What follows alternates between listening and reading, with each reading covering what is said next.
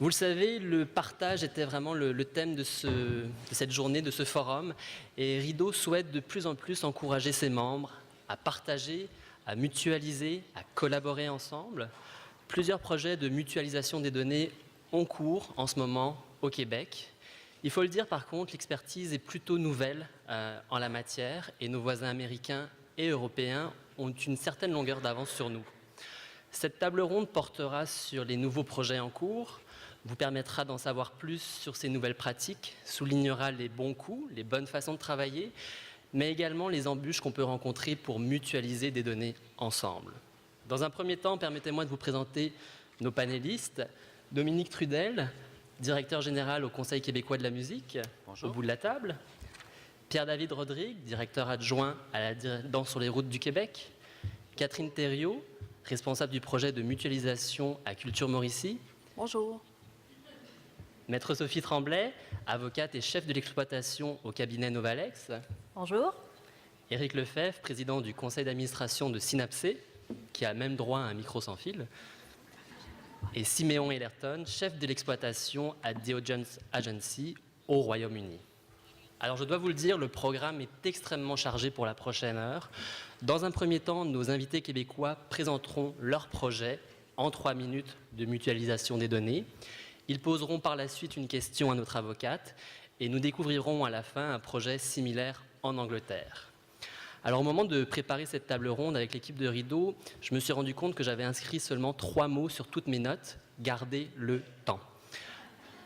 C'est tout ce que je vais faire aujourd'hui. Vous allez voir, je vais être comme une petite fée clochette avec mon iPhone et sa sonnette. Je m'excuse d'avance auprès de nos panélistes, mais vous avez le droit à 3 minutes 00. Ne vous inquiétez pas, pour vous, cher public, on a prévu une période de 15 minutes à la fin pour poser vos questions. Enfin, chose très importante, cette table ronde est offerte dans les 2 langues officielles. N'hésitez pas à vous munir d'écouteurs comme mon voisin à ma droite qui peut du coup comprendre tout ce que je raconte.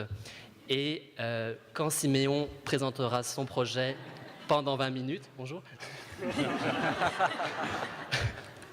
pour les gens comme moi, vont se munir d'écouteurs, comme ça je pourrai le comprendre également. Alors, c'est le moment de commencer avec nos 3 panélistes qui vont présenter, donc je vous le disais, à tour de rôle, leur projet de mutualisation de données. L'exigence de l'étiquette nous dicterait de commencer par Catherine, mais pour une suite logique, on va plutôt commencer par Dominique. Dominique, je te cède donc la parole. Merci Michael. Michael, pardon. Alors, le Conseil québécois de la musique regroupe les organismes et les professionnels œuvrant dans le domaine de la musique de concert. Donc, on parle de la musique classique, la musique contemporaine, le jazz, la musique du monde et la musique traditionnelle québécoise. Et par les activités, le CQM travaille à la cohésion, à la reconnaissance et au développement du milieu musical québécois. Nos membres sont des musiciens, des ensembles, des compositeurs, des musicologues et des diffuseurs spécialisés. Alors, avant d'aller directement dans le vif du sujet et les principaux objectifs de notre projet de mutualisation, je dois remercier le Plan culturel numérique du Québec, car c'est grâce à eux, via le CALQ, donc le Conseil des arts et des lettres du Québec, si on a pu réaliser ce projet. Merci beaucoup. Et j'en profite aussi pour remercier Daniel Beauchemin, qui a travaillé à l'organisation du forum aujourd'hui et qui a conçu le projet de mutualisation. Et je dois vous dire que quand on est parmi les premiers qui tâtent le terrain. C'est un travail colossal que d'arriver à se faire une tête sur ce que doit être un projet. Donc, merci beaucoup, Daniel. Alors, les principaux objectifs de notre projet, naturellement, accompagner les membres du CQM dans leur appropriation des stratégies numériques, donc c'est la base. Favoriser la collaboration entre les organismes musicaux, car oui, même si on évolue dans un même domaine, dans un même milieu, souvent, on perçoit l'autre comme un compétiteur et non pas comme un allié, comme un collaborateur. Permettre aux participants de développer une expertise en collecte, gestion et analyse des données, parce qu'effectivement, les gens utilisent leurs données pour faire leur promotion, mais ils passent peu de temps à les analyser. Et partager une vision commune basée sur les résultats obtenus, donc arriver avec une intelligence collective. Et quand on se dit le pouvoir qu'ont les gros de ce monde, au niveau mondial, donc les GAFA de ce monde, quand on comprend la mutualisation, on se dit que les petits ont tout intérêt à avoir le contrôle sur leur environnement, donc c'est très important. Au niveau des participants, donc, ce sont des membres du CQM. On a 10 producteurs de concerts et 6 diffuseurs spécialisés en musique de concert. Il y a un mélange entre Montréal et les régions, donc c'est assez équilibré. On a également différentes tailles d'ensemble, des petits, des gros, des intermédiaires. Même chose pour les diffuseurs. Donc, on a quand même 2 producteurs de région, 8 de Montréal et 3 diffuseurs spécialisés en région et 3 de Montréal. Au niveau des freins, donc des principales appréhensions, naturellement, c'est le manque de compréhension du potentiel que représente la mutualisation de données. Donc, au départ, comprendre c'est quoi la mutualisation de données, à quoi ça va nous servir. Naturellement, peur aussi que les données soient partagées et que notre collaborateur utilise les données pour soi, alors que ça ne fonctionne pas comme ça. Donc, le manque de connaissances sur les conditions de partage et d'utilisation des données, c'est aussi un frein. Et la capacité à obtenir les données, car pour la plupart des ensembles musicaux, et ce n'est pas eux qui possèdent les billets, mais bien les fournisseurs de billetterie ou les diffuseurs. Donc, c'est beaucoup de gens à mobiliser. Au niveau des étapes, très rapidement, alors on a fait un appel de candidature. On a eu 22 demandes, tous étaient admissibles, mais il y en a finalement 20 qui ont accepté 15 pardon, qui ont accepté de participer au projet. Il y a eu 3 rencontres préparatoires pour définir tout ça, une politique de gouvernance, des ententes, et on est rendu maintenant à l'étape de l'obtention des données. Va suivre le nettoyage de données, la mutualisation comme telle, le partage des résultats, et le projet inclut aussi 2 formations données aux participants. Merci beaucoup. Merci. Pierre-David, c'est à toi. Je commence mon 3 minutes maintenant. Donc, bonjour à tous. Merci à Rideau de nous avoir invités à partager avec vous notre projet pilote de mutualisation. Donc, avant de vous parler davantage du projet, je vais vous glisser 2 mots sur notre organisation. Donc, la Danse sur les routes du Québec existe depuis 20 ans. Nos membres sont à la fois des diffuseurs pluris, des diffuseurs spécialisés, des compagnies de danse, des agents aussi depuis l'année dernière. Notre mandat est vraiment axé sur la diffusion de la danse, principalement en région au Québec. On organise aussi la Biennale Parcours Danse, puis on a le programme Jouer dehors, dans lequel ma collègue Aude Wattier a un kiosque sur la place du marché. Donc, en commençant, je vais vous dire que la mutualisation, ce n'est pas le cœur de notre projet, mais c'est un élément fondamental et distinctif pour arriver à atteindre la vision de notre stratégie numérique. Donc, la mutualisation s'inscrit dans le cadre de notre laboratoire de développement des publics de la danse à l'aide du numérique, pour lequel on a le soutien du Fonds stratégie numérique du CAC. Le Lab DSR est divisé en 2 grands volets, un volet de production et un volet de recherche. Donc, dans le volet de production, on accompagne 4 équipes. Les équipes sont formées de pluris, de spécialisés, d'artistes qui ont été sélectionnés sur la base de leur capacité à travailler sur une problématique. Ensuite, ils ont été réunis pendant un hackathon pour travailler 2 jours sur cette problématique-là. Et nous allons leur verser à chacune un montant de 28 500 $ et environ 10 000 $ en service avec nos partenaires pour qu'ils réalisent ces projets-là. C'est là où la mutualisation arrive dans le cadre de notre projet, dans le volet recherche. Donc d'abord, dans le volet recherche, on fait une revue de littérature sur le développement public de la danse à l'aide du numérique et on fait cette expérience de mutualisation avec Synapse C. La mutualisation vise 3 objectifs spécifiques. Donc, premièrement, on veut générer de la connaissance sur les publics de la danse. On sait qu'il y a de la connaissance chez les diffuseurs, mais il n'y a pas beaucoup d'études qui sont disponibles si on veut se former sur les publics de la danse. Deuxièmement, on veut développer la capacité d'analyse de données des diffuseurs. On sait déjà que 80 % de nos membres font l'analyse de leurs données 3 fois par année, ce qui est déjà très bien. On veut juste les aider à se perfectionner puis les accompagner pour les aider à avoir des données structurées. Troisièmement, on veut être très terrain, donc on veut que la mutualisation serve de matériel pour alimenter la conception des prototypes de développement de public du laboratoire. Donc, on parle ici de données de fréquentation, de données comportementales, qui vont donner des informations pour mieux concevoir les activités, les prototypes.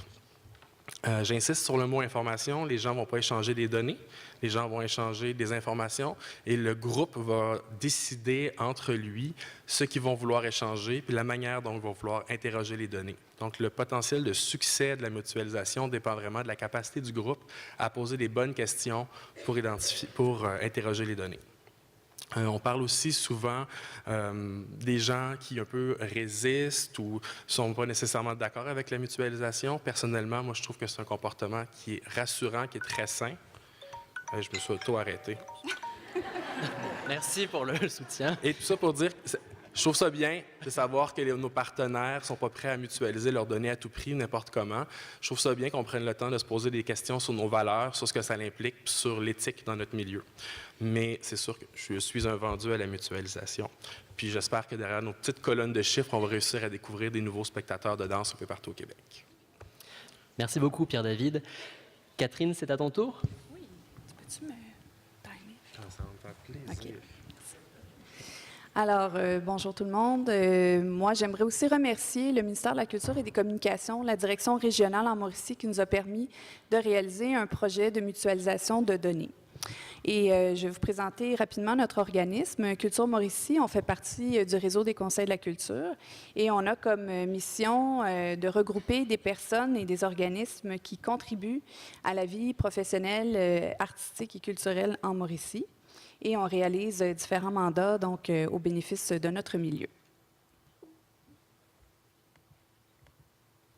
Donc, pour nous, là, les principaux objectifs du projet de mutualisation, c'était vraiment l'appropriation, puisque c'est une mesure d'appropriation que nous avons obtenue, de concepts relatifs à tout ce qui concerne les données pour notre milieu.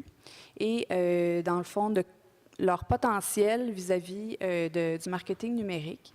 Ensuite de ça, ce qu'on veut faire, une fois que les données vont être mutualisées, c'est de créer des personas. On s'est associé avec une agence de communication web pour un petit peu définir nos publics. Donc, qui sont les publics qui fréquentent la culture en Mauricie? Et on veut extraire des possibilités d'action stratégique et, en marketing, communication et commercialisation.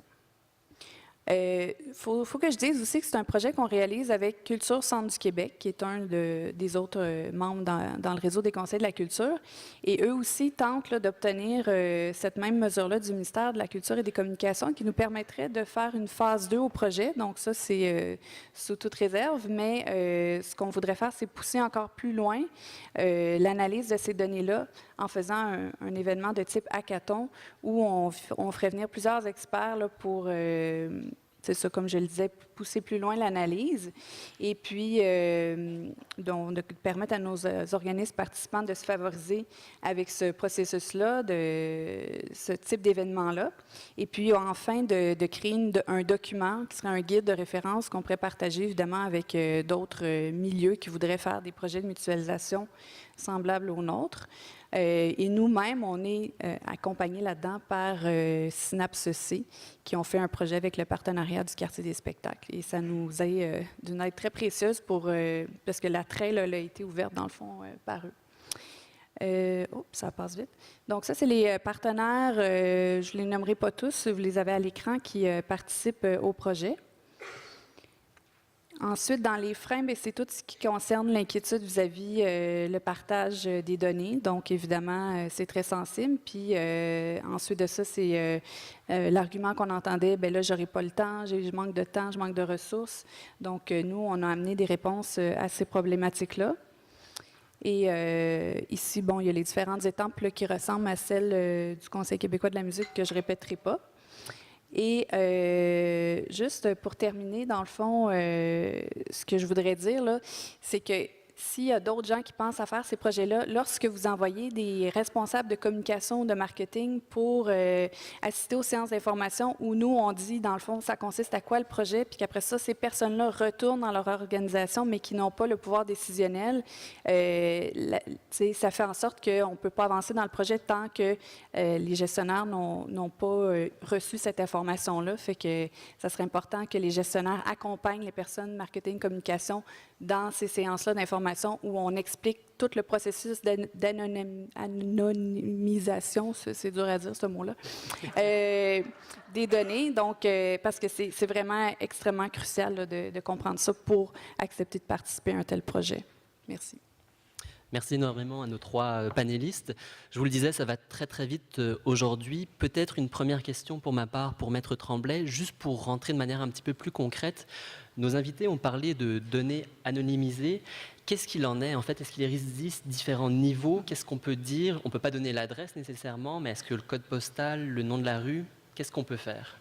Oui, merci. C'est une très bonne question parce qu'en fait, quand on parle de mutualisation des données, on peut mutualiser toutes sortes de données. Il peut y avoir des données comportementales, des données transactionnelles qui ne sont pas nécessairement des renseignements personnels. Puis ça pose moins de problèmes au niveau des lois par rapport au respect de la vie privée. Ce serait plus le prix du billet ou combien de billets ont été vendus, la capacité d'une salle, est-ce que les billets se vendent mieux le lundi matin, le mardi, est-ce que les spectacles du samedi soir sont plus populaires. Tout ça, c'est vraiment une question de collaboration en fait entre les organismes, de bien vouloir mettre en commun les données, les analyser puis tirer des tendances. Mais tout ce qui est renseignement personnel, donc ce qui est défini dans les lois au Québec comme tout renseignement qui se rapporte à une personne physique, donc à un individu, et qui permet de l'identifier, ça c'est un renseignement personnel, soit seul ou regroupé avec d'autres. Donc une adresse, un nom, un numéro de téléphone, même un code postal, en fait, pourrait permettre d'identifier une personne s'il est rattaché, par exemple, à un numéro de téléphone. Donc, code postal plus numéro de téléphone, on est probablement capable d'identifier la personne.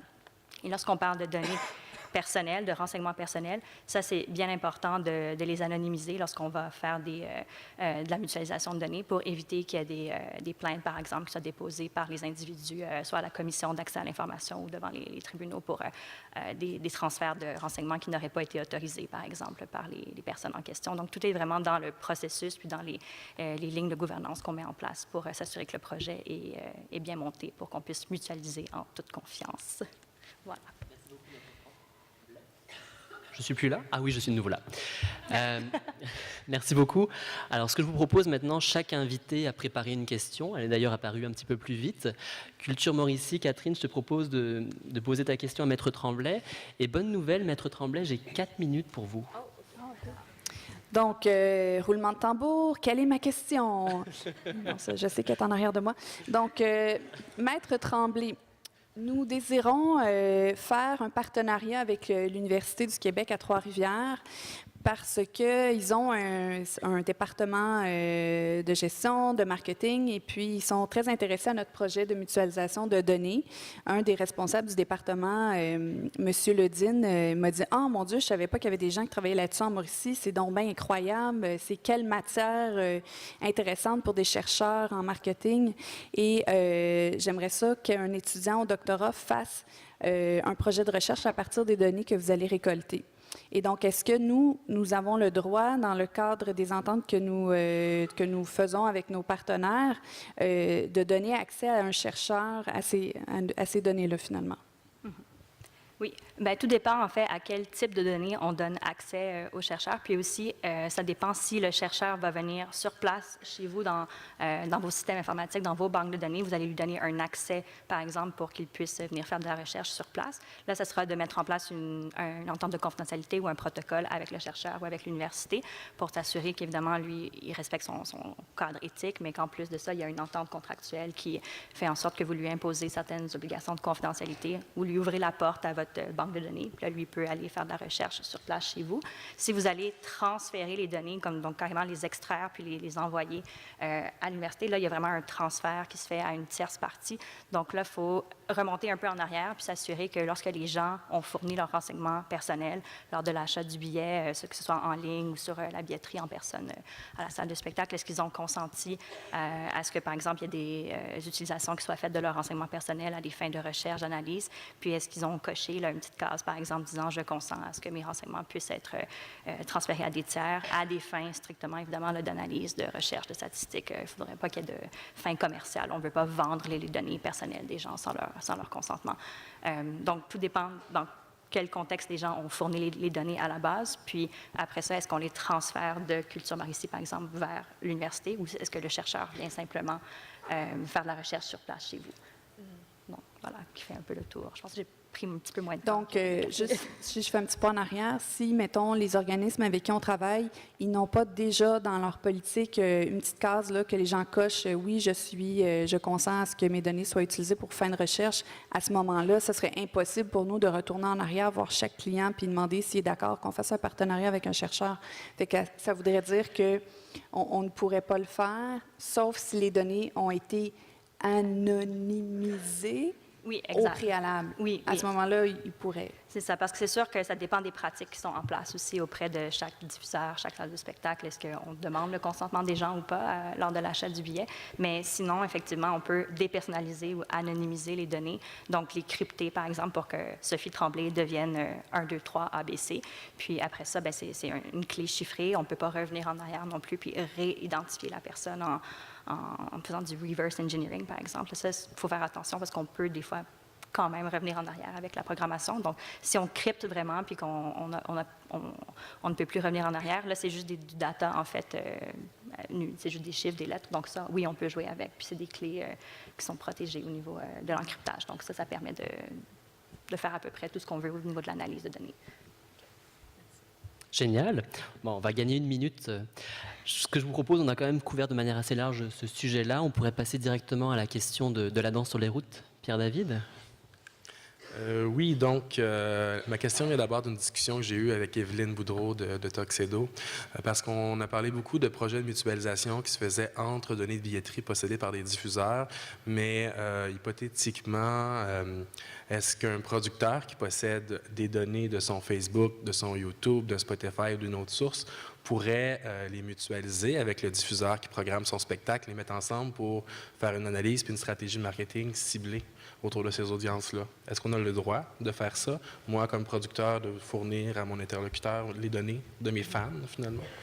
Oui, puis ça, c'est sûr que c'est quelque chose qui se fait ou qui veut se faire de plus en plus parce que les médias sociaux sont à peu près incontournables. Ça, il faut retourner, en fait, dans les termes et utilisations de chacune des plateformes, là, que ce soit Facebook, Spotify ou YouTube. Puis chaque utilisateur, donc chaque personne, quand on se crée un compte pour aller sur ces plateformes-là, on consent à ce que nos données puissent être d'une part recueillies par la plateforme, puis aussi partagées avec, par exemple, d'autres utilisateurs de la plateforme. Sur Spotify, c'est spécifiquement indiqué dans les termes et conditions que les données vont pouvoir être partagées avec des membres, des partenaires de l'industrie musicale, par exemple. Puis sur Facebook, sur YouTube, c'est un peu la même chose aussi. Alors, c'est vraiment chaque individu à la base qui, quand il s'est inscrit sur la plateforme, a créé son compte, qui a donné un consentement, en fait, à ce que ces données puissent être partagées. Puis souvent, on le voit aussi quand on donne accès à une application tierce qui dit « Ah, Facebook va transférer à cette application là, votre profil public ou votre nom, vos amis, ce qui est, dans le fond, le profil de base que Facebook oblige tout le monde à rendre public. Alors, oui, on peut utiliser les données comme ça. Si on est une salle de spectacle ou si on est un artiste, un producteur, on va être capable d'aller, par exemple, prendre ces données-là parce qu'à la base, les individus ont consenti à ce que leurs données soient partagées. Puis c'est chaque personne qui est responsable sur Facebook de mettre les paramètres de confidentialité de son compte, dans le fond, en fonction du niveau là, que les gens veulent partager. Puis il y a certaines informations de base qui sont par défaut accessibles à tous là, quand on va sur Facebook. Donc, c'est sûr que les gens utilisent ces plateformes-là en n'ayant pas le choix, en quelque sorte, là, de transmettre certaines informations. Sinon, il faut carrément ne pas aller sur la plateforme, ne pas avoir de compte Facebook si on ne veut pas que les informations de base soient accessibles. Et juste, est-ce que le producteur pourrait charger au diffuseur pour y envoyer pour fournir ces informations-là?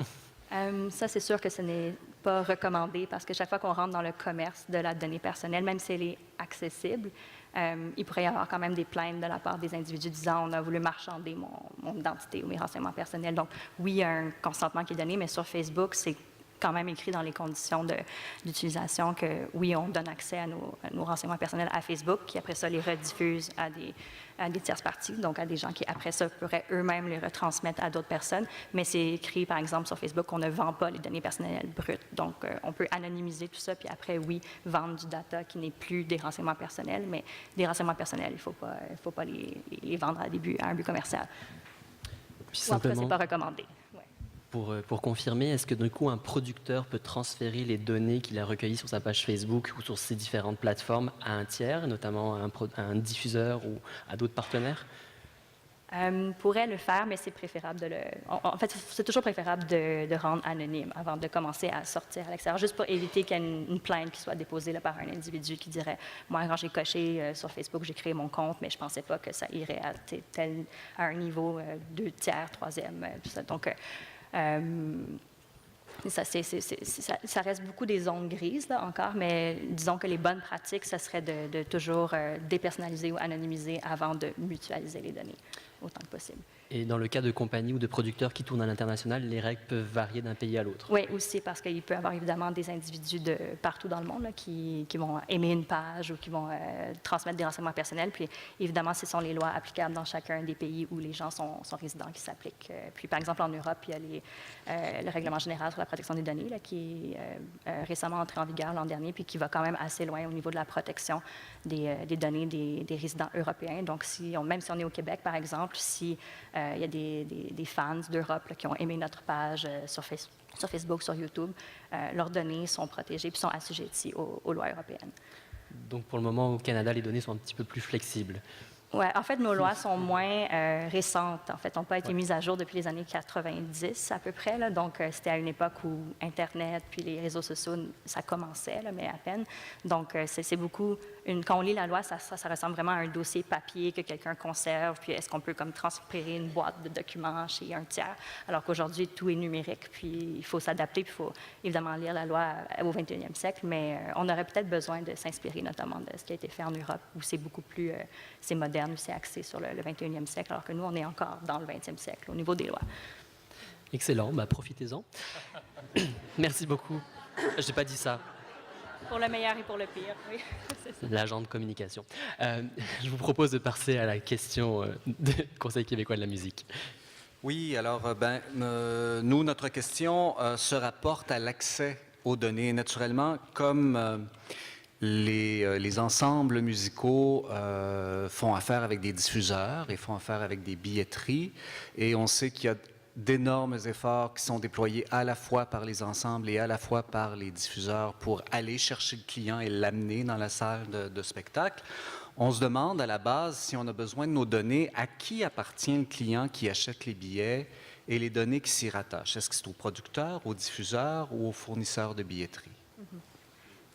Mais en fait, ça va dépendre des ententes contractuelles qui sont en place. C'est sûr que si c'est, par exemple, un système de billetterie qui recueille les données pour pouvoir vendre les billets, c'est lui qui est détenteur donc, du dossier personnel qui est créé sur chaque personne qui achète un billet par l'entremise de son système de billetterie. Donc, lui, en tant que détenteur, a les obligations donc, qui sont prévues dans la loi par rapport à informer la personne à quelle fin on a recueilli vos données, à qui est-ce qu'on va peut-être les transférer, etc. Puis c'est vraiment cette personne-là qui a recueilli le dossier, qui a constitué le dossier, qui doit après s'assurer de respecter la loi, puis donc de conclure des ententes, par exemple, avec un producteur, un artiste pour lui transférer, seulement si, à la base, il a demandé la permission à la personne.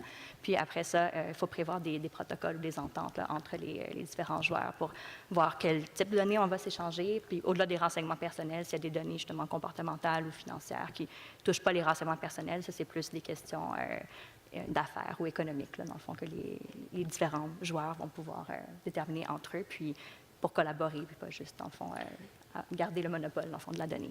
Donc, à la base, ça prend une entente entre le producteur, donc l'ensemble qui produit un concert, avec soit le diffuseur ou la billetterie. Il faut que ce soit clairement indiqué dans une entente qu'ils ont accès aux données. Ouais, et si ça n'a pas été fait à la base, il faut revenir en arrière. Ça peut être compliqué? Ça peut être compliqué si la personne qui a constitué le dossier à la base n'a pas demandé à la personne qui fournissait les renseignements personnels de donner possiblement accès à des fins d'analyse de recherche. Donc, ça, c'est dans les pratiques, en fait, à mettre en place au niveau de tous ceux qui constituent des dossiers. Là. Puis ça peut être souvent, ça va être les systèmes de billetterie, mais ça peut être aussi directement la salle de spectacle si elle vend ses billets, par exemple, à un guichet physique en personne, là, puis qu'il n'y a pas d'entremise de vente en ligne. Puis après ça, du moment qu'on a les termes et conditions qui sont clairs, que les gens ont accepté que leurs données puissent être transférées, évidemment, on essaie toujours d'anonymiser, de dépersonnaliser le plus possible, mais on peut prévoir quand même qu'à certaines fins, ça va être transféré à des tiers. Puis les gens, évidemment, eux, dans la loi, ont toujours un droit de retirer leur consentement ou d'écrire, de dire « Vous avez constitué un dossier à mon égard, je ne veux plus que mon nom ou que mes données personnelles y figurent. » Donc là, on a l'obligation, en tant que détenteur du dossier, d'aller effacer les données, par exemple, ou de rectifier une donnée personnelle qui serait erronée, par exemple. Parfait, merci. Excellent, merci beaucoup. Une simple question pour confirmer, est-ce que le fournisseur de billetterie peut refuser de transférer des données à un producteur? Il pourrait refuser dans la mesure où, par exemple, il n'est pas convaincu que le tiers à qui il va transférer les données va respecter le même niveau de sécurité informatique ou va utiliser uniquement les données aux fins pour lesquelles elles ont été prélevées à la base, puis c'est seulement sur ça que la personne à l'origine des données a donné son consentement. Donc, si on n'est pas convaincu que ça va respecter les exigences de la loi, effectivement, en tant que détenteur du dossier là, de renseignement personnel, on a en fait l'obligation de ne pas transférer les données. Ou si, par exemple, on sait que les données vont être exportées hors Québec dans des serveurs, par exemple, informatiques qui sont situés à l'extérieur du Québec, ça peut contrevenir à la loi aussi ou poser des problématiques au niveau de, par exemple, aux États-Unis, on sait qu'il y a des lois qui sont quand même assez invasives, qui permettent d'aller avoir accès presque à toutes les données en tout partout. Là. Donc, c'est sûr que c'est peut-être pas tout le monde qui va se faire cibler par le Patriot Act, mais le Patriot Act va partout, dans le fond, puis permet d'avoir accès à presque tout. Alors, si en tant que détenteur du dossier, on n'est pas sûr ce que le tiers va faire avec, il faut respecter les obligations de la loi, donc il ne faut pas transférer. Okay, excellent. Merci énormément à nos panélistes et à Maître Tremblay. Rassurez-vous, nous avons prévu une période de questions, je vous le disais, à la fin, où vous pourrez échanger avec Maître Tremblay et nos panélistes.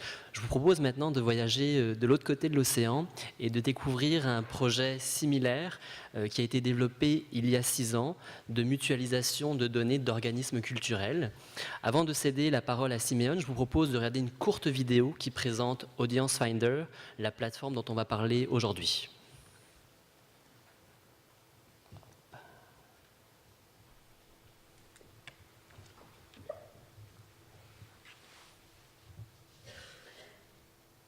Audience Finder est un programme gratuit de développement et de données sur l'auditoire par The Audience Agency. Il permet aux organisations artistiques et culturelles de partager, comparer et appliquer les informations via un tableau de bord en ligne. L'inscription se fait en quelques clics. Entrez simplement quelques informations de base, dont votre adresse courriel. Un message de vérification vous sera envoyé directement dans votre boîte de réception. Les informations de votre organisation relatives au sondage et aux recettes sont entrées. Audience Finder analyse et interprète vos données et vous les transmet en information intuitive et facile à comprendre. Vous pouvez également consulter et comparer des données nationales afin de comprendre les auditoires artistiques et culturels du Royaume-Uni selon la région, le code postal, la forme d'art ou le type de public. Audience Spectrum analyse la segmentation culturelle de la population du Royaume-Uni. C'est l'unique outil vous permettant de définir votre profil et de cibler vos publics actuels et potentiels. Audience Finder vous aide à comprendre vos auditoires actuels et à découvrir de nouveaux auditoires potentiels. À l'aide d'informations sur les recettes ou les sondages auprès du public, vous pouvez récupérer des informations sur vos propres publics et les placer dans un contexte national ou régional. Il n'y a pas de piège. Audience Finder est gratuit et accessible suite à l'inscription. Il comprend des services sur mesure que l'on peut ajouter aux besoins. De plus, vos données sont en sécurité chez nous, tout est anonymisé. The Audience Agency a conçu Audience Finder comme un outil pour l'ensemble du secteur culturel, mettant ainsi notre recherche et nos connaissances spécialisées au service d'outils faciles à utiliser. Inscrivez-vous à Audience Finder sur www.audiencefinder.org pour apprendre à connaître votre public dès aujourd'hui. Excellent. Un simple rappel, pour ceux qui le souhaitent, la traduction est disponible avec des casques au fond. Simeon, now it's your time. You have 20 minutes for you. Merci. Hello, bonjour. Je suis désolé, je ne parle français, so I will speak in English now. I have no slides, so that's so that you can hopefully just concentrate on me and we won't have so many language barriers. And I hope the story isn't too boring for you. But I'm really happy to be here to share our experiences, and I will focus on our lessons learned and challenges because I don't want to be negative, but I don't have much time, and I want you to be able to learn from the mistakes we've made and also to understand that a lot of the challenges are actually universal, whether you're from this side of the Atlantic or the other. So, In 2012, Arts Council England announced a major new one-off funding scheme called Audience Focus. Its general aim was to promote an audience focus, or in other words, a customer-centric approach. This in itself is quite radical. I don't know a single artist or producer that doesn't believe that they make work for the benefit of audiences. However, giving audiences a voice in these decisions can be seen as quite radical and quite challenging to those of us involved in the production of work. A lot of my work has been in arts marketing, where the expectation is sometimes that the job of marketing is simply to promote the artwork that somebody else decided should be made. My other work has been in policy, where too often the approach has been a well-meaning desire to take the arts to the people and not to ask the people what art is meaningful to them. The audience focus had 3 strands, of which one was called Understanding Audiences. Arts organisations needed to understand who their current audiences were and who they could be. It's not that organisations had no insight, but the picture was often patchy and not joined up. Organisations focused on constant analysis of their existing audiences, and so they had a tendency to better understand the needs of these super-engagers. The majority of audiences attend far less frequently than the super-engagers and are vital to the sustainability of the arts. Therefore, it's really important to understand these occasional attenders. And when I talk about audiences, I mean every member of the public who may or may not have an interest in the arts or cultural activity we create. As nearly all the arts have at some point benefited from public subsidy, whether in the early career of a successful commercial producer or in the public investment in the sustainability of our arts venues, we believe it is not only vital to understand our existing audiences, but also our potential audiences, or those who have not yet engaged, but might be interested in the appropriate offer, communicated in the appropriate way and at the right time. Layering data about the population with data about attenders is one vital way of doing this. Aggregating or mutualizing the data makes the depth and understanding of the public even better and can help us to understand audiences in the context of the local arts events market or in terms of cultural tourism. To understand what is typical or normal for different audience types, different art forms or different geographic areas, and to understand who we aren't reaching and what, if anything, we might be able to do about that. The Audience Agency bid for and won £3 million to deliver a data aggregation platform. We called this Audience Finder. And I joined the Audience Agency in 2013 to deliver this truly massive program. A huge amount of effort went into communicating what data aggregation is and what the benefits are. Key to communicating the benefits was a simple question. For everybody on your customer database who has only bought one ticket, what do you really know about them? Analysis of recency, frequency, and value is almost useless, since one data point doesn't show you any patterns. You might notice a pattern around the types of work, say family audiences, where your one-off customers may cluster. But what do you do about that? Where are they, and what are they doing the rest of the time? Do they have a relationship with other arts and cultural providers in your local area? Aggregating data by matching information about bookers in a way that is anonymous allows us to analyse wider behaviour patterns in terms of recency, frequency, art form preference, how far in advance they tend to book, and what price tickets they tend to buy. We set up 40 collaborative groups we called clusters, who either delivered their work in a shared geographic area, say a city or a region, or shared an art form, such as theatre, classical music, or contemporary visual arts. This was before we even started collecting or analysing any data. The plan was that these groups would be able to collaborate and to grow audiences together. So where the groups had an existing history of collaborating, it could be very successful. But where the group had no history of working together, they tended to be fearful and protective about their data and audiences. It's important to say here that Audience Finder is not intended to share data for direct marketing purposes. We are not against this, but we know that it is even more difficult to inspire collaboration around audiences and the sharing of data if your partners are scared you're going to target their audiences with competing communications.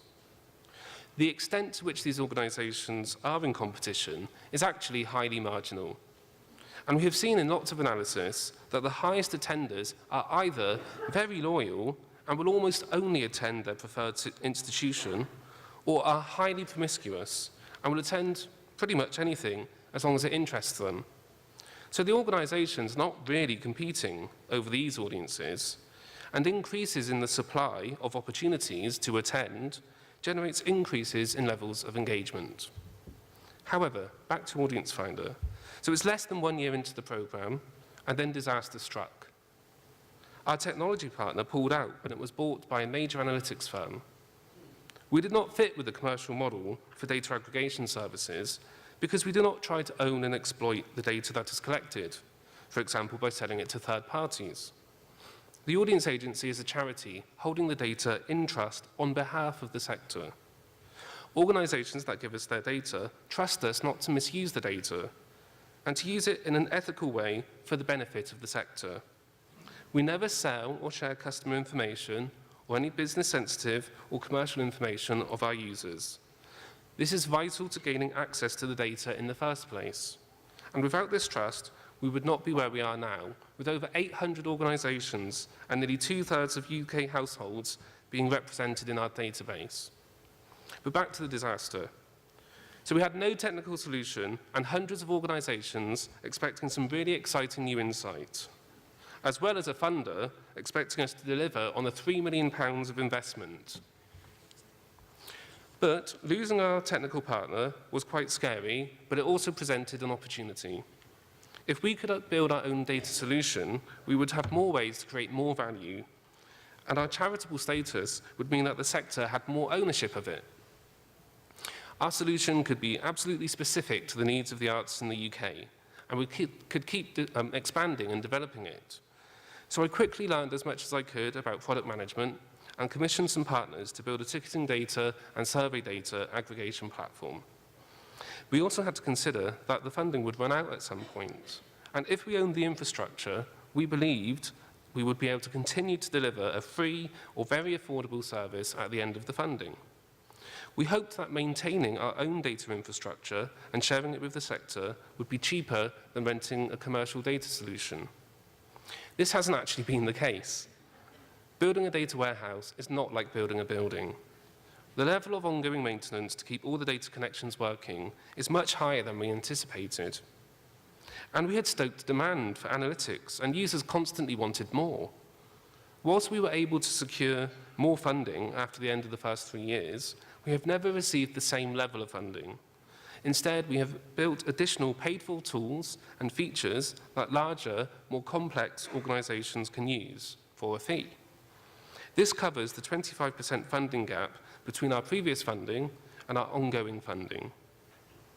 But we still have major investment plans, for example, to improve the quality of the digital data in our systems, as web and social media continues to be ever more important channels for engaging audiences and facilitating ticket sales. So the reason I'm so passionate about data aggregation is because I believe we can all benefit from a more evidence-based approach to our decision-making, whether that be in small optimization decisions around who to target with what message and when, to major strategic decisions where failure could be damaging or even catastrophic to an organization. We call this data-driven decision-making, and rather than thinking about it as staff giving up responsibility for the decisions they make because the data told them to do something, it is about managing risk so that there is evidence and a quantifiable rationale for what are ultimately business decisions.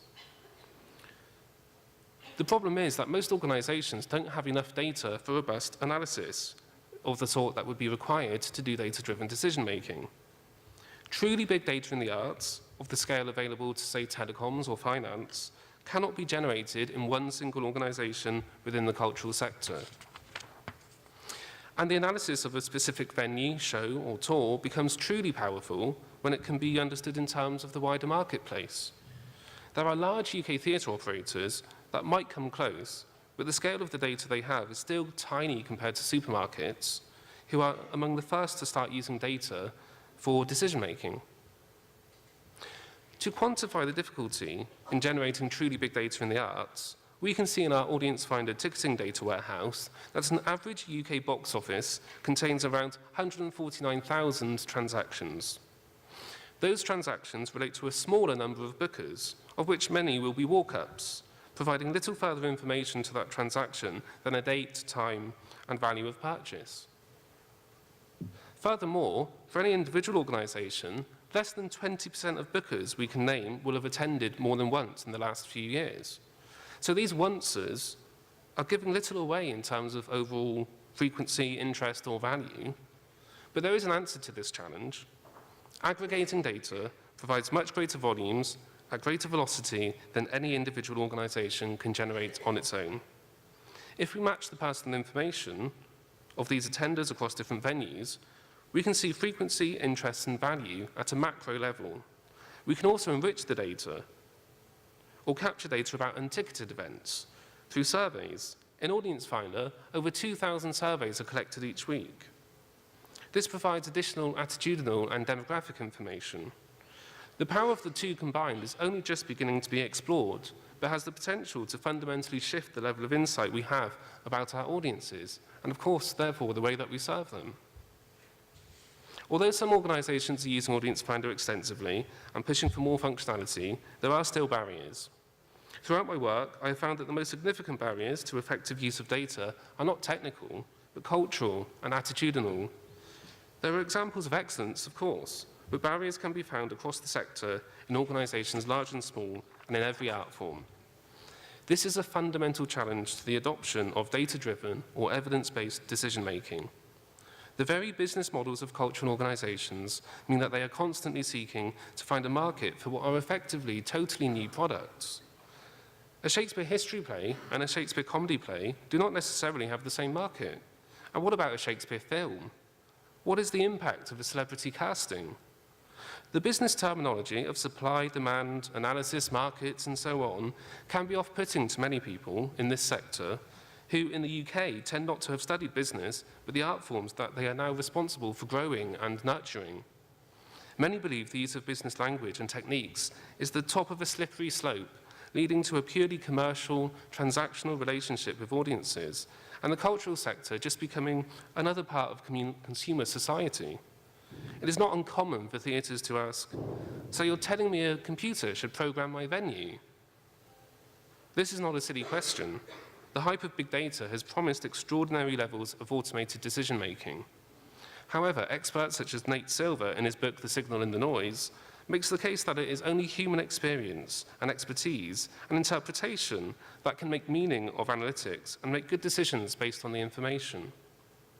There are still major limitations to automated actions, and I'm sure we've been offered to buy the same things we've already bought by poorly executed programmatic advertising, or been surprised by the algorithm suggesting what other people have bought when we go to checkout on Amazon. But what is clear is the importance of context and people's experience in combination with better evidence to inform decision-making. And so data aggregation simply supports our ability to manage risk and to make good decisions, which is ultimately of benefit to arts organisations and to the audiences. And of course, it's not all plain sailing. Whilst there has been a step change thanks to policy, intervention and investment from Arts Council England, which compelled all of its regularly funded organisations to share their data, there can still be a fear and a proprietary mentality to customer relationships that prevents data-driven and collaborative approaches to growing and serving audiences. Without working together to build and maintain audiences, the offer may not be broad or frequently changing enough to attract the widest scope of potential. Again, going back to the industries that have so far made most use of big data, these tend not only to have a high volume of transactions, but they also have a broad range of products. This keeps customers coming back for more and is backed up by our analysis that has shown that demand increases with supply. By working together, cultural organisations stand a better chance of being able to not only maintain, but also to grow the active pool of arts attenders, by promoting a joint and, most importantly, relevant offer to existing and potential audiences. I must say at this point, someone obviously doesn't agree with me. I must say at this point that the funder, compelling organisations to share data, has rapidly grown the data set, but has made some organisations fearful of who we are aggregating data for. Are we for the funder or for the organisations themselves? Is Audience Finder a tool to monitor and potentially chasten organisations? Could the funder use the data to revoke funding? We constantly have to reassure organisations that it is a tool for them to develop audiences and not for the funder. That's why it's called Audience Finder. However, now the funder has started to see the potential power of data from a policy perspective for planning their investment. So we do want to support this in an ethical way. We maintain our commitment never to share information about an individual customer or organisation, and we make sure that the data cannot be reverse engineered to reveal this confidential information. Alongside our own experience, we've conducted research into the needs and practices in the sector.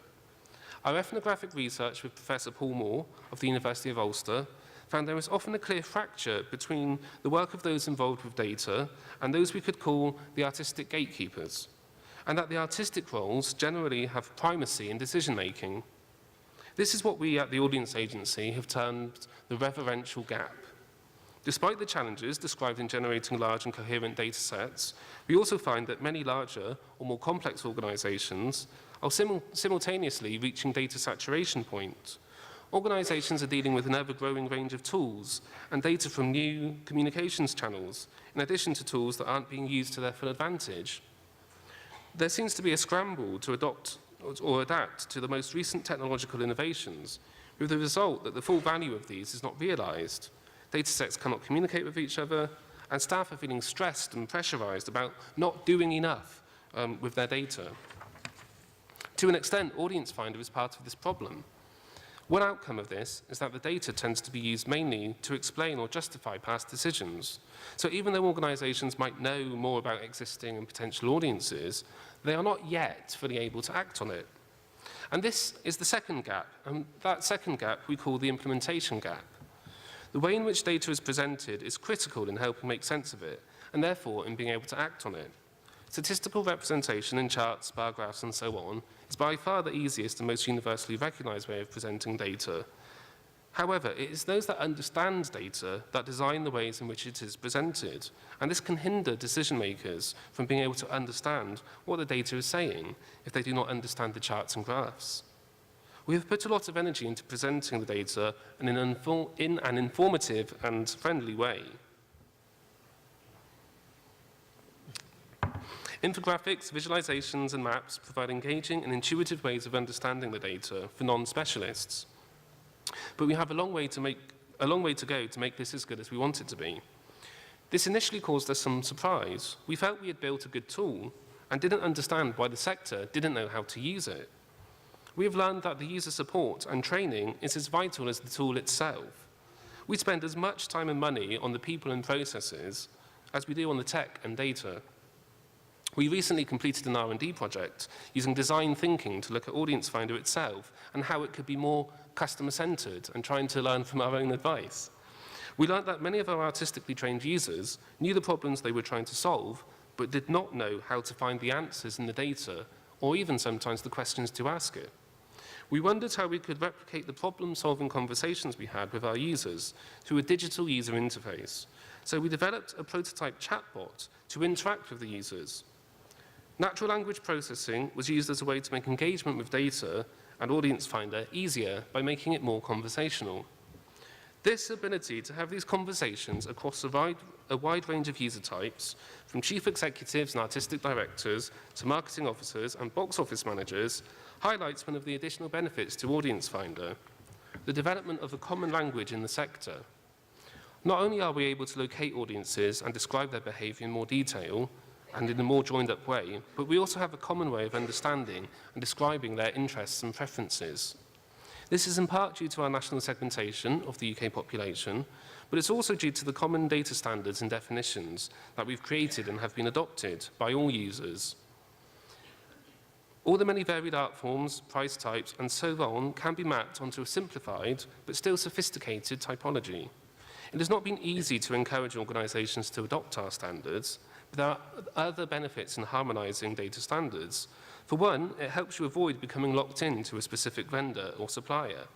So the next time you want to change your CRM, ticketing or website supplier, the process will be cheaper, faster, and doesn't lose important historic data. We are working with the UK government on extending and expanding this standard, because simply having data is not enough. To really realise the power of data we are all generating in our organisations, it needs to have the noise removed, such as incomplete or incorrect entries. It needs to be accessible and structured in the right way. And it needs to be linked or have other data appended to gain context and meaning. And of course, it takes time to change, because these are the engines generating power from data, without which the power is only potential, just like some audiences. Merci beaucoup, thank you. Thank you.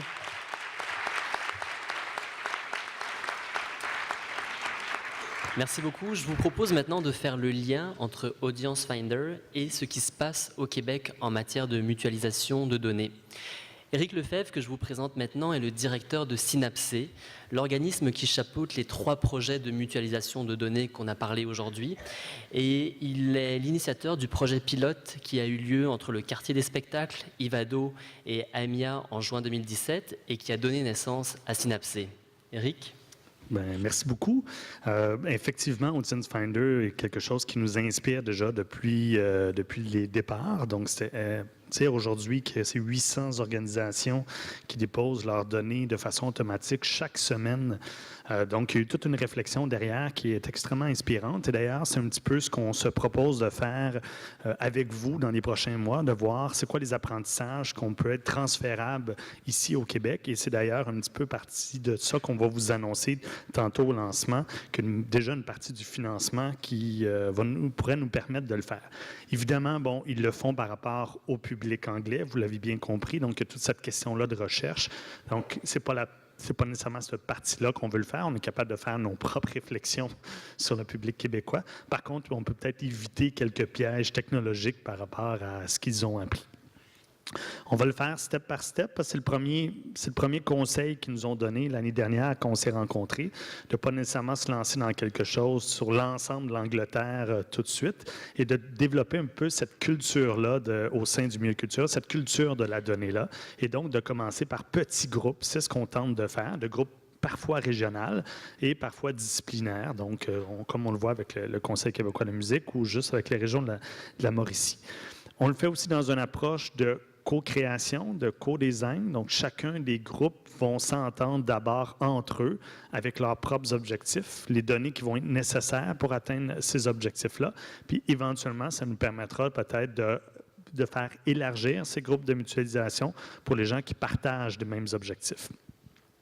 Évidemment, ce qui nous inspire beaucoup dans ce que Audience Finder a fait, c'est cette capacité-là à aller au-delà des secteurs. Donc, d'être capable de rejoindre éventuellement l'artiste, le représentant de l'artiste, le producteur, les gens tout autour de la chaîne, puis d'être capable d'enrichir la conversation autour des publics pour l'ensemble de l'écosystème.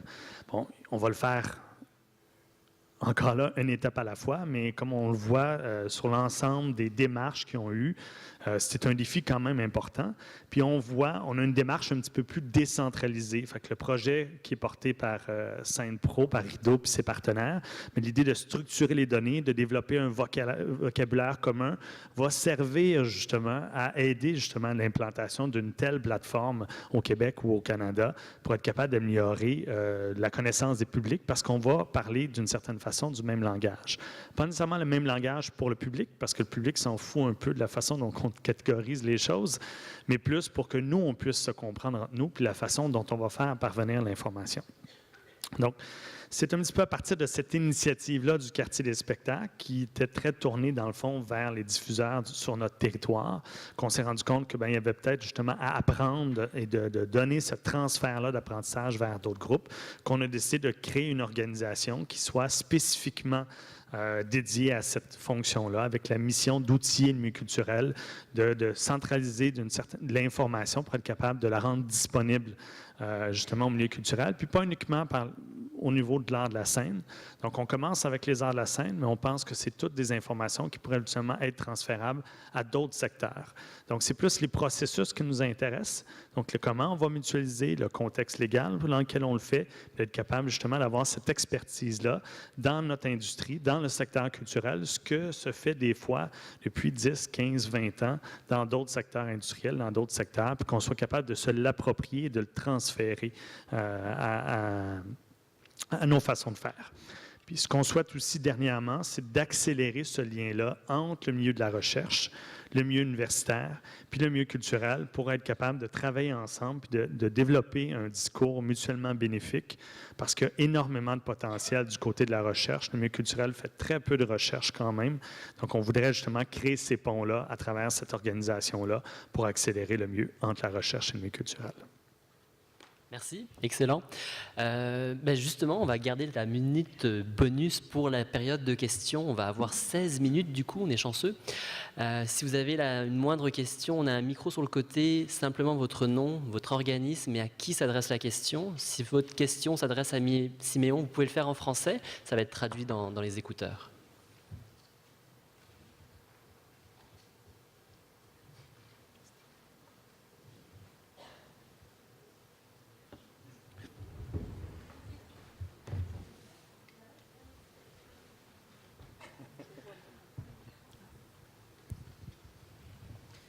La question s'adresse à Siméon.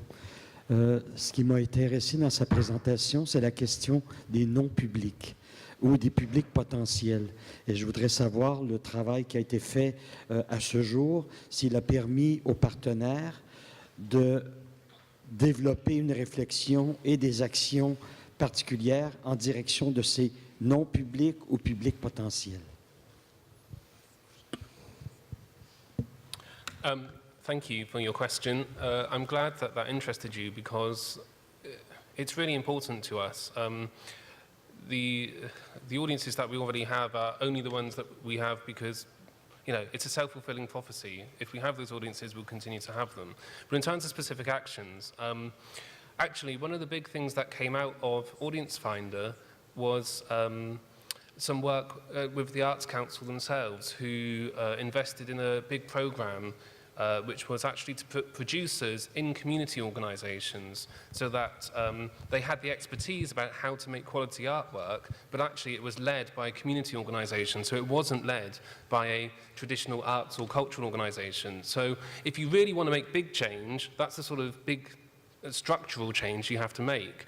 But on a kind of more accessible level, in the sort of ways that we can do stuff now, a similar approach is just to look at partnerships. And so what we've done a lot of is comparing the profiles of different audiences and where do you overlap and where do you diverge from other organisations in your local area. And then what would be a meaningful collaboration? How could you maybe put your work in their building, or could they, you know, vice versa, in order to remove the barriers, because just, you know, marketing differently to people isn't going to be enough on its own, but it's a good way to start raising profile.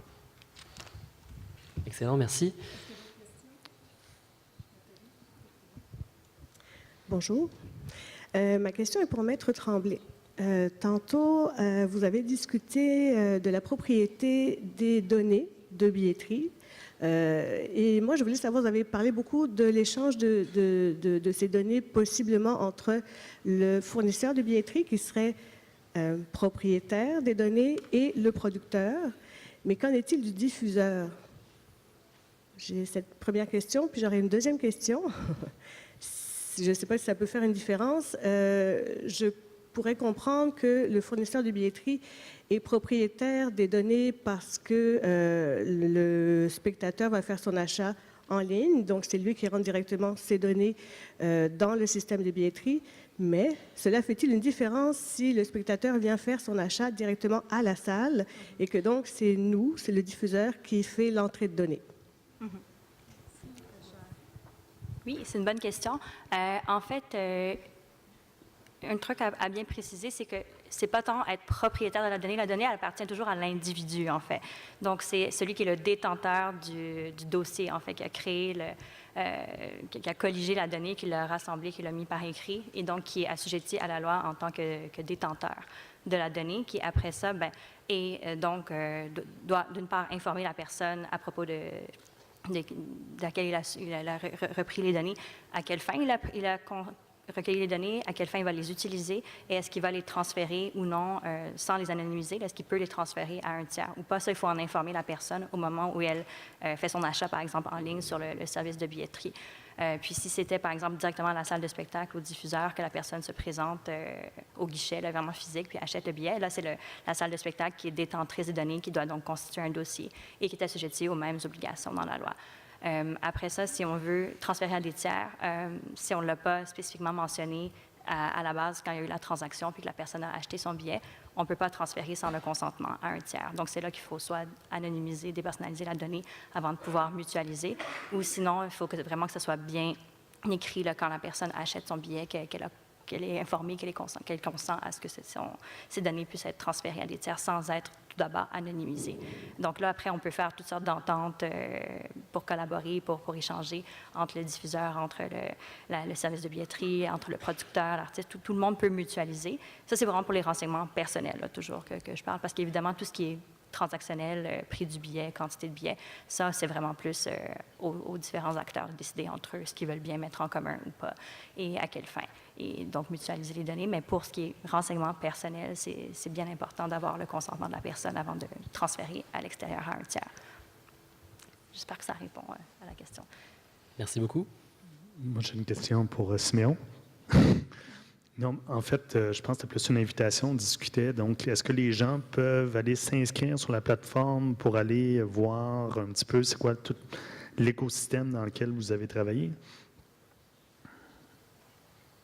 Yes, anyone can register for an account. It doesn't mean that you get all of the analysis back because you get analysis of your own data when you give data, and currently it's only a UK platform. But if you want to see some of the ways we're presenting data that you saw, you absolutely can. And can I just add, because I'm going to do this, because I can, because I'm talking, and also because I'm a bit of an outsider here, don't ever let legislation be the reason you don't do something. I actually love talking to lawyers because they're always really specific and helpful, and they're there to help you solve the problems. And in the UK, the General Data Protection Regulation is not actually there to stop you sharing data. It's actually to help you share it in a better way. So if people aren't willing to work with you on the process, then probably not people you should be working with. So think about what is in the interests of the audience and where is the value, and then what is the process and legal framework to enable it.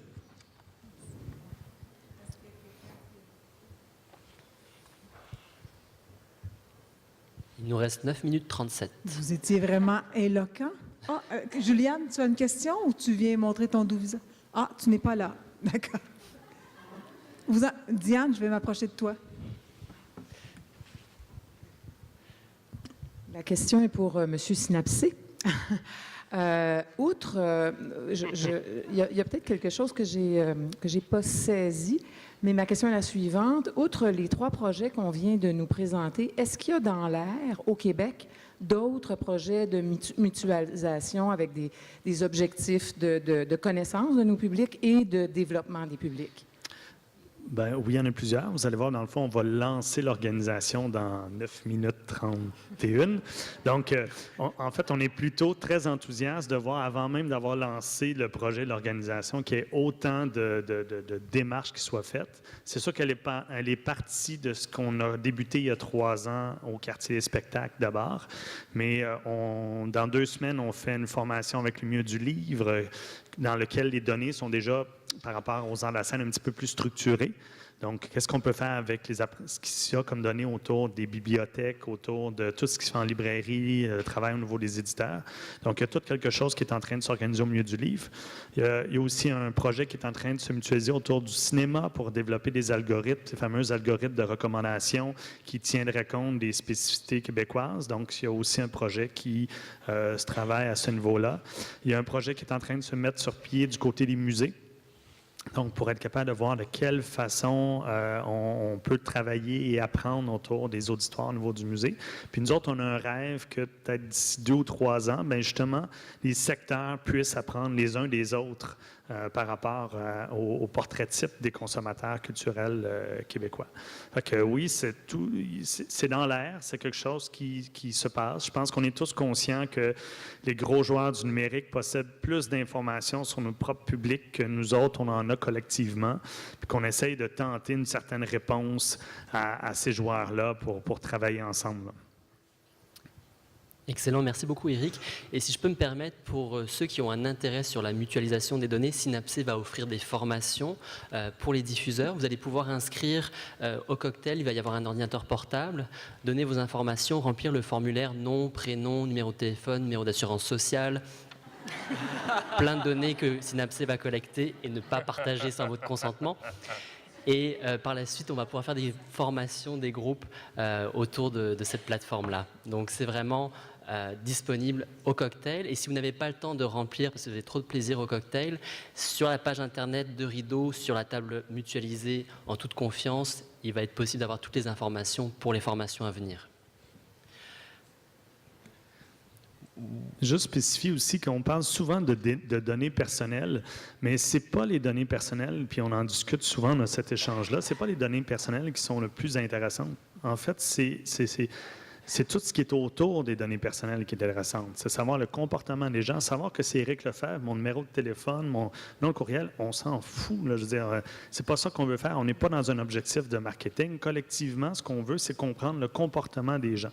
Et là, c'est tout plein de données qui sont autour qui deviennent intéressantes. Fait qu'on parle beaucoup de l'insécurité qu'on a autour des données personnelles, ce qui est vrai, ce qui peut aider dans certains cas, mais c'est vraiment une petite partie de ce qui peut être fait autour des données que collectivement on ramasse. C'est juste d'être capable de comprendre l'offre qui est quand même assez simple. Je veux dire, on n'a aucune limite à comprendre l'offre culturelle par région, par ville, par discipline sur un portrait. Tout ça, on ne l'a pas actuellement. Mais si on était capable de transiter, c'est un, appelons-le, c'est quoi déjà, un low-hanging fruit. Je cherche le mot francophone, mais il y a plein de solutions. Les données personnelles, c'est un élément, mais c'est vraiment pas le plus important. Je lance la question un petit peu à la ronde. Il y a plusieurs projets de mutualisation qui se font. Bon, au CQM, on est une association disciplinaire. Il y a des projets plutôt régionaux. Je sais qu'il y a aussi des diffuseurs qui ont des projets de mutualisation entre eux. Donc, c'est quoi l'étape ou quand est-ce ou comment est-ce que vous voyez qu'on peut se rendre à un projet de mutualisation plus global? Là, on teste, tout le monde teste un peu de chacun son bord, mais comment on va faire après pour arrimer tout ça et éviter qu'on en reste un petit peu dans chacun notre bord de la couverte à la fin? Bien, je pense qu'on va y arriver ensemble. C'est une bonne question. Déjà, je regarde la présentation qu'il y a eu l'année dernière à Rideau, puis comment on a cheminé tous ensemble depuis 1 an. C'est quand même assez impressionnant. Puis c'est sûr que nous autres, on souhaite arriver avec une plateforme qui s'inspire d'Audience Finder. Ce n'est pas exactement elle traduite, puis par rapport à ces outils-là. Fait que oui, on se donne peut-être d'ici 2 ans à être capable de bâtir les outils technologiques qui comprennent, qui intègrent nos billetteries. On s'entend que l'enjeu, ça va avoir la discussion qu'on va avoir avec nos systèmes de billetterie pour être capable d'automatiser puis d'être beaucoup plus large que par petits groupes. Mais je pense que en tout cas, chez nous, c'est la solution qu'on a choisie, de travailler avec des exercices communs de co-design puis de s'entendre dans un processus plus démocratique pour éventuellement arriver avec quelque chose de plus large. Puis peut-être une question qui est revenue souvent dans les discussions, Éric. Quel est l'intérêt pour un plus grand joueur, en fait, de prendre part à un projet de mutualisation des données par rapport à un tout petit organisme, par exemple? Bien, je pense que l'analogie qui est assez intéressante, c'est quand tu as un casse-tête. ben, je disais, tu as toujours une petite pièce du casse-tête. Même si tu en possèdes 7, 8 ou 9 morceaux, en fait, plus tu en possèdes, puis plus tu vas être intéressé à voir l'image au complet puis de finir ton casse-tête. Donc, mais il n'y a pas assez de gros joueurs, bien évidemment, à part peut-être Google, là, pour avoir l'ensemble du casse-tête au Québec. Donc, ça va être toujours intéressant d'être capable de comparer, d'avoir une partie de l'information. Puis, il va tout avoir la question, un jour, collectivement, d'enrichir les données, de données qui ne sont pas que culturelles. Donc, toute la question du transport, la question de la provenance, c'est toutes des données qui vont nous permettre éventuellement, collectivement, d'enrichir. Excellent. Une dernière question, peut-être? On en a même deux. Oui. Hop. La question, en fait, s'adresse à Éric, mais porte sur un sujet qu'a discuté Siméon. Vous parliez beaucoup, en fait, que vous aviez observé une problématique au niveau du implementation gap, donc la mise en action, la prise d'action par rapport à la compréhension des données. On a l'avantage maintenant de démarrer un projet. On est à la phase 0 du projet Synapse-C. Donc, est-ce qu'il y a déjà une réflexion qui a été engagée sur la façon dont on allait accompagner les participants ou les participants au projet Synapse-C dans une mise en action très rapide par rapport à la connaissance qui va être développée?